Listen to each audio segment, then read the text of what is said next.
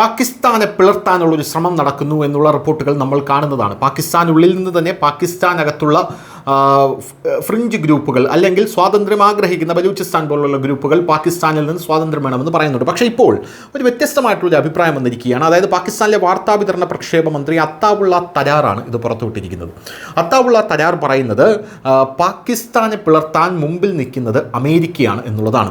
US നടത്തുന്ന നിരവധി cyber സെൻ്ററുകളും ബോട്ട് ഫാമുകളും പാകിസ്ഥാനകത്തു നിന്ന് തന്നെ പിടിച്ചെടുത്തിട്ടുണ്ട്. അതായത് പാകിസ്ഥാൻ അറിയാതെ നടത്തുന്നതാണ്. ഇതൊക്കെ പാകിസ്ഥാനകത്ത് നിന്ന് പിടിച്ചെടുത്തിട്ടുണ്ടെന്നാണ് ഈ അത്താവുള്ള തരാർ പറയുന്നത്.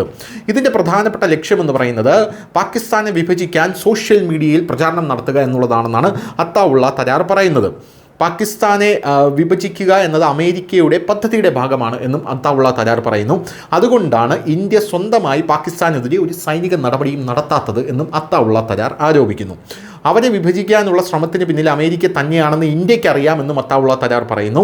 9/11 ശേഷം, അതായത് വേൾഡ് ട്രേഡ് സെൻറ്ററിൻ്റെ ആക്രമണത്തിന് ശേഷം അമേരിക്കയിലോ യൂറോപ്പിലോ ഭാവിയിൽ ഭീകരതയെ സ്പോൺസർ ചെയ്യാൻ കഴിയുന്നത്ര വലിയ ഒരു ഇസ്ലാമിക രാജ്യത്തെ പോലും അവർ വിട്ടുപോകാൻ ആഗ്രഹിക്കുന്നില്ല. അതായത് അമേരിക്കയ്ക്കറിയാം അമേരിക്കയുടെ ഏറ്റവും വലിയ ശത്രുവായി പാകിസ്ഥാൻ വരാൻ പോവുകയാണ്. കാരണം ടെററിസം അത് പാകിസ്ഥാൻ സ്പോൺസർ ചെയ്യുന്നതാണ്. അത് വരാൻ പോവുകയാണെന്ന് അമേരിക്കയ്ക്കറിയാം. അതുകൊണ്ട് തന്നെ അമേരിക്ക പാകിസ്ഥാനെ എങ്ങനെയും ദുർബലപ്പെടുത്താനുള്ള ശ്രമങ്ങളാണ് നടത്തുന്നതെന്ന് കൃത്യമായി അറിയാമെന്ന് ഈ അത്താവുള്ള തരാർ പറയുന്നു. അത് ഇന്ത്യക്കും അറിയാം. അതുകൊണ്ടാണ് ഇന്ത്യ ഒരു സൈനിക നടപടി പോലും പാകിസ്ഥാനെതിരെ എടുക്കാതെ നിലനിൽക്കുന്നത് എന്ന് കൃത്യമായിട്ട് അറിയാം. അതായത് പാക് അധീന കശ്മീരിലൊക്കെ നമ്മുടെ പ്രതിരോധ മന്ത്രി രാജ്നാഥ് സിംഗിൻ്റെ വാക്കുകൾ ഓർത്താൽ നമുക്ക് മനസ്സിലാകും. രാജ്നാഥ് സിംഗ് പറഞ്ഞിരിക്കുന്നത് നമ്മൾ ഒരു തുള്ളി രക്തം പോലും ചിന്തണ്ട, ഒരു ബുള്ളറ്റ് പോലും ഉപയോഗിക്കേണ്ട, പാക് അധീന കശ്മീർ സ്വാഭാവികമായിട്ടും നമ്മളിലേക്ക് വന്നു ചേരുമെന്നാണ് രാജ്നാഥ് സിംഗ് പറഞ്ഞിരിക്കുന്നത്. അപ്പോൾ ഇതെല്ലാം അമേരിക്കയുടെ കളിയാണ് എന്നാണ് ഇപ്പോൾ പാകിസ്ഥാൻ്റെ വാർത്താവിനിമയ മന്ത്രാലയം അതിൻ്റെ മന്ത്രിയായിട്ടുള്ള അത്താവുള്ള തരാർ പറയുന്നത്. News desk news India Malayalam.